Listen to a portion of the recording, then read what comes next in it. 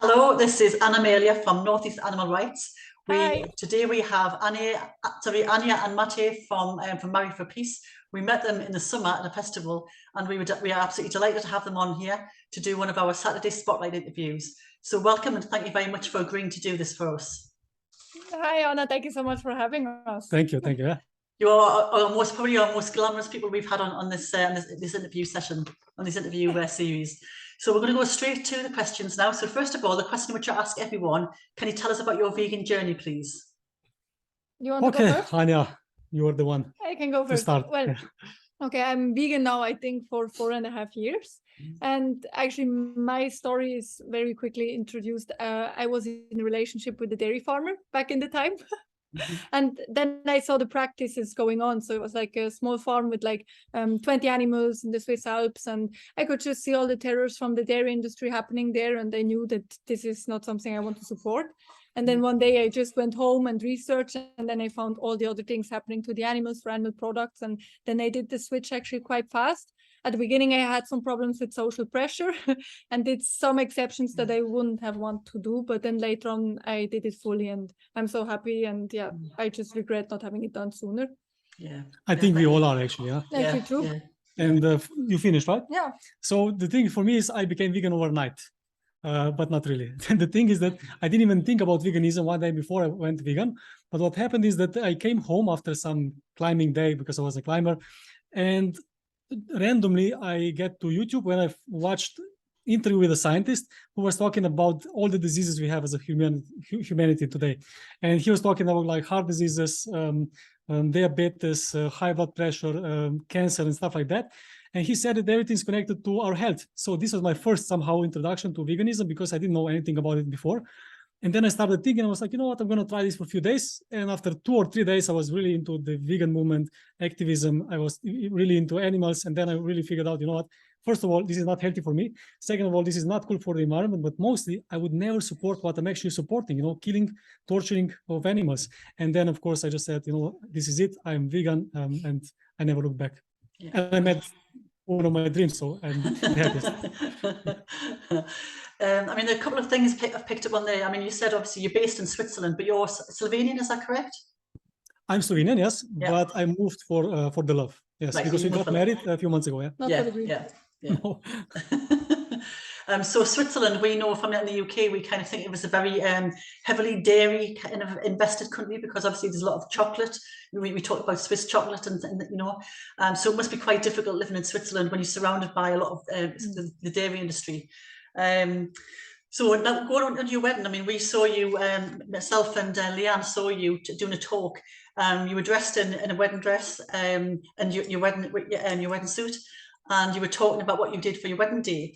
Now, most people have a very glamorous, extravagant wedding day, but you chose to carry out direct action and rescue animals. And so how did you think about incorporating that into your wedding day? And how did you decide, you know, how did you sort of like decide what you were going to do?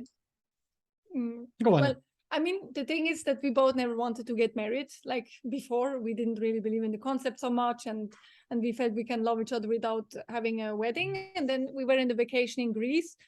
And actually, we did want to save a lobster in that day from the restaurant. And because I did a lot of rescues and direct actions, that was a bit my field. And so we really felt bad for these lobsters. And unfortunately, the lobster didn't make it during the action. And we were really devastated. And we were already engaged at that moment, which was all starting by a joke somehow, but we were engaged. And then we just said, oh my God, this animal died and we have our wedding to come and we want to do something meaningful that is seen by many people. And why not combine this with a rescue, which was our first idea actually, because that's what we knew the most. But then Matej felt like we should do something that leaves a legacy, something that's seen for longer and that can touch more people than just, you know, by some Facebook posts and then it gets forgotten in a few weeks. And then actually Matej came up with the idea of doing a documentary for animal rights, which was at the beginning a bit overwhelming for me because I really felt this is too big. But the more we talked about it, the more I felt like that's really it. And then we felt like just one action is not enough, right? And I don't know how we came up then with the idea of doing more, but it was quite a process. Like, I mean, the thing is that, like Anja said, we never wanted to get married. Specifically for me, of course, I was almost against it because I saw people who got married and I was like, this is not me. I don't feel this. But of course, when you meet love of your life and you don't expect to do this to happen, and then somehow by mistake, it's a longer story, by the way, we got engaged. The point is that we really want to do something special if we're gonna get married, because we felt this is it, we're gonna be together. But if we're gonna get married, we're gonna do something special. Of course, we are all both animal rights activists, and we want to do something meaningful. And for that reason, we said, of course, the documentary, Saving Lives. And then, of course, when we developed first, Anja, maybe you forgot, but it was just one day. We just want to get married and do some action. Yeah, I know. And then we started developing an idea on how to do it, in why and in which way. And then all of a sudden it came to idea of 3 days action after our wedding in Switzerland, and 1 day traditional wedding in Slovenia. So we combined all this together to, for sure, have a good time as well in Slovenia, to have also people who we love there, but specifically at the beginning to really show what is the problem, because we really believe that there is a huge problem that people don't think about. There are forgotten victims that no one's talking about, and they are dying right now in this moment for the steak or for this egg or for the milk and so on. So for that reason, we want to put this out, and we're very happy to announce that we're actually working on this documentary. It's far from being done, but we are closer and closer every day, and we're happy to say that maybe in a year, we're going to have this out, or maybe a year and a half, 2 years, who knows. But it's going to come out in the best possible way for non-vegans. Yeah. So, so you obviously picked probably one of the most stressful things in your life, which is a wedding to organize, and then you decided to make it even more stressful by doing a documentary as well. But I mean, you certainly got our attention, because we didn't know you were going to talk at the festival, and we just saw you got on the stage sort of with your wedding clothes on, and we thought we had to listen to what you were doing. It was just so unusual and so thoughtful, and such a big dramatic way to advocate for animals. So what did your family and friends think of you doing this? Did they think you were mad?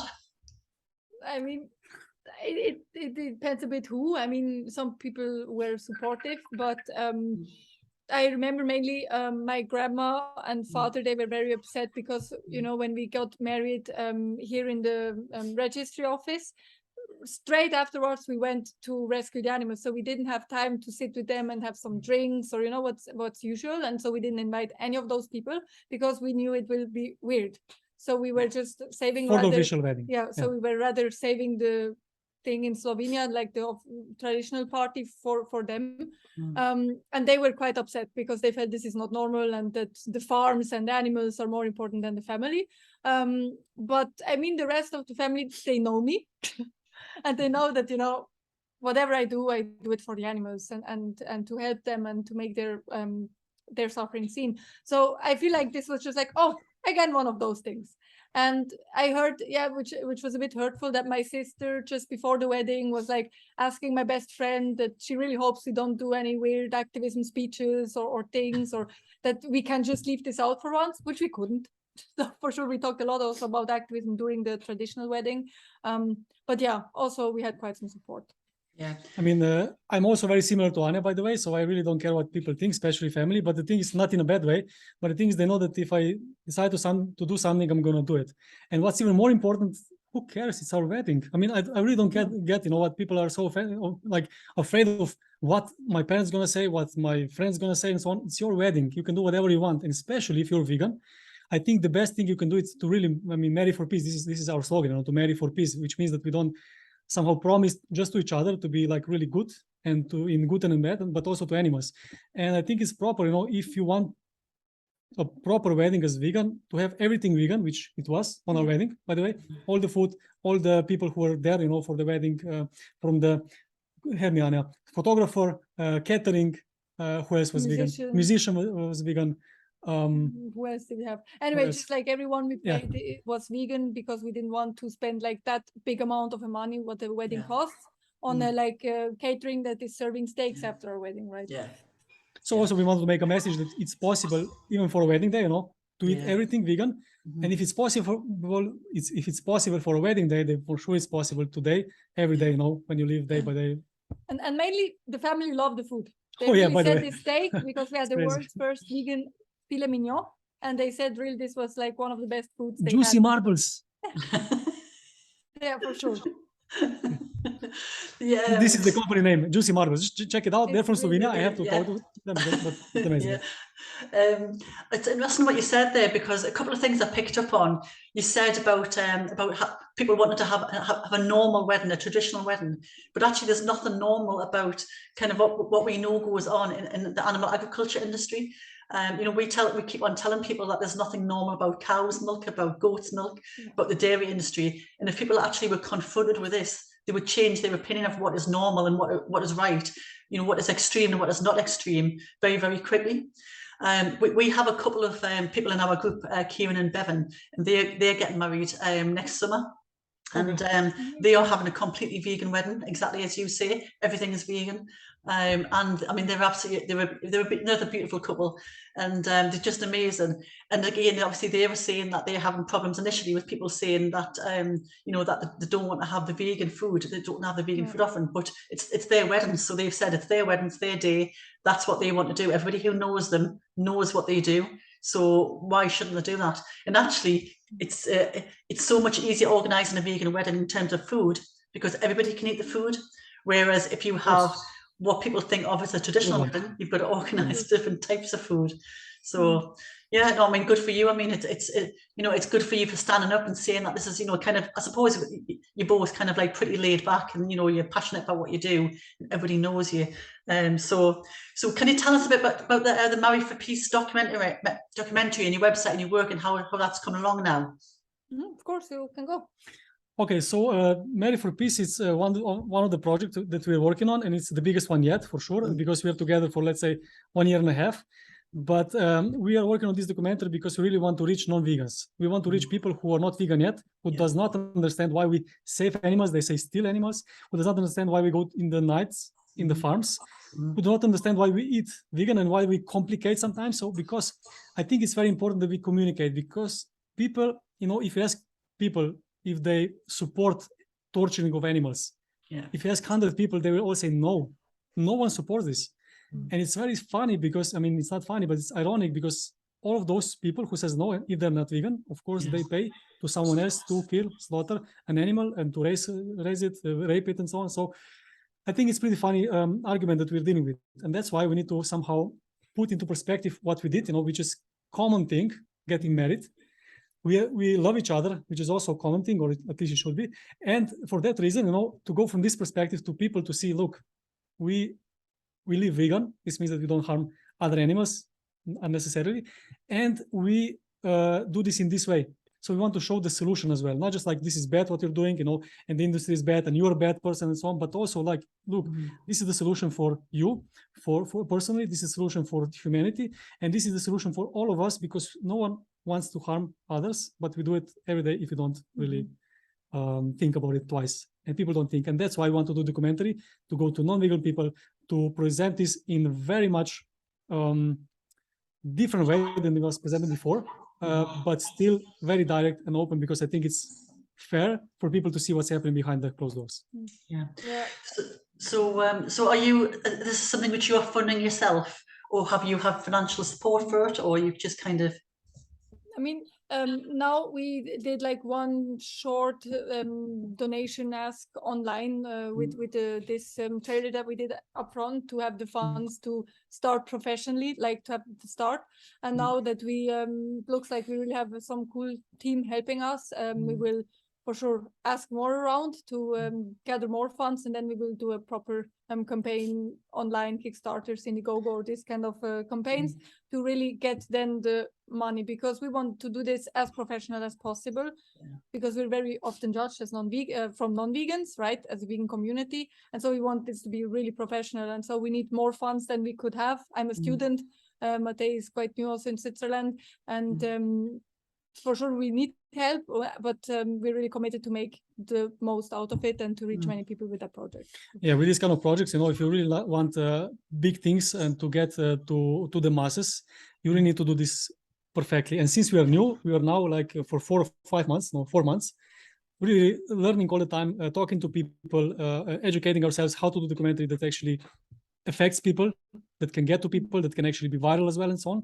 So for that reason, we really are focused on getting the right team on board And the next step, for example, is for sure to have a great trailer that we can show. Professional one. To do, of course, this campaign on Indiegogo or Kickstarter. If you're watching this later or now, you know, thank you in advance if you're going to help us, because this is not just about us. Of course, we're going to do this documentary and so on, you know. But the thing is, we're doing this for the purpose of showing what we need to do in the future as humanity to change, because we are ethically better and better, you know, every decade, every 100 years, every 1,000 years, and so on. If you think about like what they did in the Rome, you know, this eye for an eye and so on, it's completely different ethics. We're getting better and better, but sometimes still we forget, and we are how do we say this? We have this cognitive dissonance when we don't see the things just because it's hard to see them. But if this harms someone else, you have to stop it, and that's why we are doing this.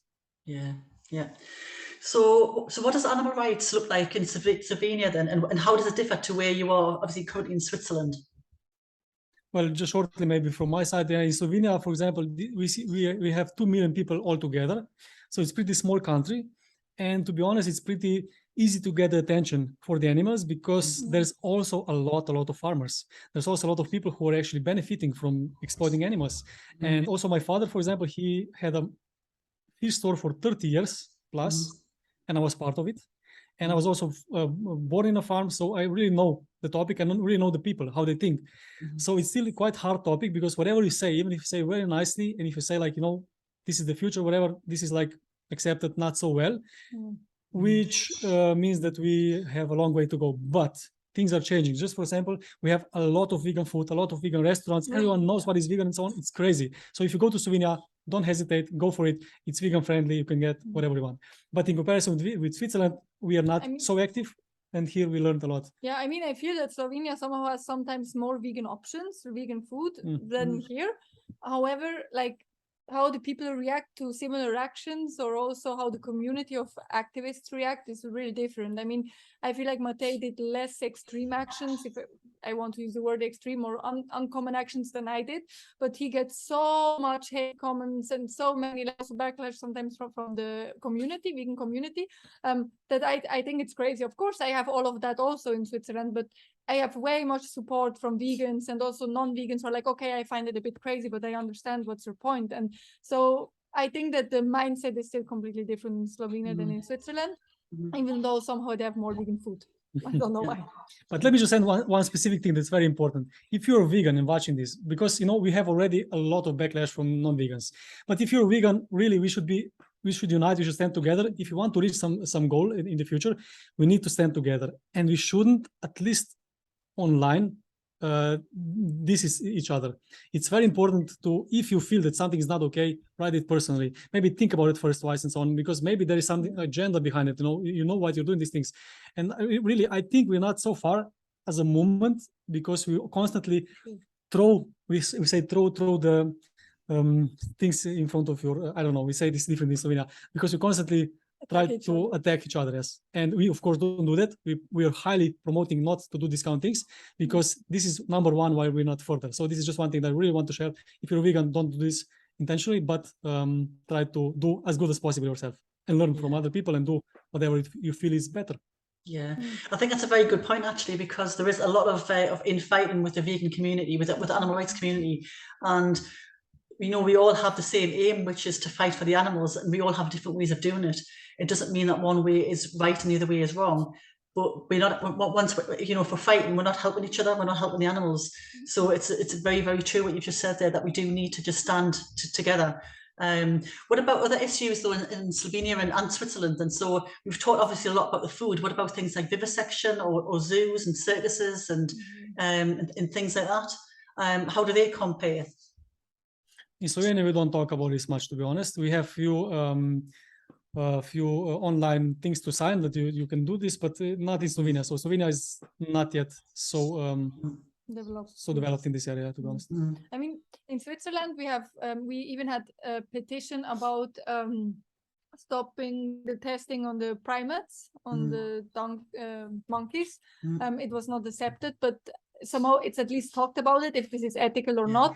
We also had in the whole country the initiative about stopping animal testing, where also there was backlash from vegans in the public. So really what Matej said, that people were infighting even this initiative, which was to stop 100% like the testing on animals in Switzerland. So for sure, we have way more the topic than in Slovenia, that we talk about these kind of things. But still, it's really horrendous what they do with the animals in the labs. And also we have many zoos, and it's just still very much normalized, but I'm happy that they talk about it. Yeah, I think that's probably one of the hardest things, isn't it, to get the conversation going. When you get the conversation going and it's respectful and kind of a two-way conversation, listening to both sides. That's a bit what we need to do now. We need to do this so much more with the farmers over here, because farming is going down the pan, and we need to be listening to farmers to help them out the situation. It's not exactly. Just, I think this is the key point. That it's a lot on us. It's not just about like how our farmers, and how are other people and so on, but it's also a lot about our attitude, how we actually present the things, how we actually go towards people, how we talk to them, in general, so that we're not also offensive, that we're not like trying to demolish them, that we're not trying to say that they're the worst, because let's remember that we were all not vegans at some point. And of course, this is hard to say when you see so much suffering, but this is the only way to proceed and to get more people on board. Yeah, completely agree. So, well, very last question now. It's the time has just flown. So what's next for you? I know you're doing the Married for Peace documentary. So when is that going to come out, and what's next for you? Well, we have really... It's very exciting for us. So exciting. We have really a lot of things going on. So for sure, this Married for Peace documentary, which we will release like as fast as possible, but it has to be as good as possible. So we take the time we need to make this really professional. But meanwhile, we're really like starting up our business together, where we mainly want to inspire animal rights activists to be better, of course, also to inspire non-vegans to go vegan, but we really want to bring positivity to this movement. And right now we're working on ebook, which is the biggest horrible mistakes as an animal. How is it called? You're not going to tell exactly yet, but it's actually mistakes about animal rights activists that they shouldn't do. And it's going to be amazing, and also it's going to have a course afterwards, so it's going to be really something that can help people, because we learned 10 years together, we learned a lot of things that we can actually put now back. Yes, and actually it sounds maybe negative, but this should be a very big book. It's the most positive book. We had to learn so much as animal rights activists, and we want to give people a shortcut to maybe avoid the same mistakes, to reflect more on their actions, so that we can have a stronger movement, because really this is so important to us. We see, as we said, infighting, we see people quitting, we see people doing all the time the same thing and not thinking, is there maybe another way?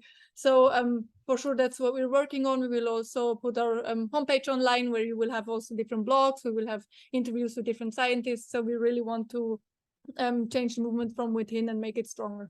Yeah, that sounds absolutely amazing. It sounds like you've got so much going on. So hope you find you've got enough time for each other as well, and sort of enjoying married life, and and being able to relax, and because you have got loads going on. It sounds absolutely brilliant, and it's really good to see a lovely glamorous young couple who's sort of who's standing up for the animals and advocating for them so powerfully. So thank you very much for agreeing to talk to us today. We will put all the links and everything onto to your pages, and all the information you just talked about within this this chat. We put on the interview as well, so people can look into what you do a bit more. So I'm going to sign off now. So this is Anna Amelia from Northeast Animal Rights, saying thank you very much to Anja and Matej, and good luck to everything. Good luck to you for everything you do in the future, and congratulations on your wedding and your new married life as well, and a massive big adventure. So I'm going to sign off and say thank you and goodbye. Thank you so much, Anja. Thanks for having us, and have a wonderful evening. Same to you. Bye. Bye for now.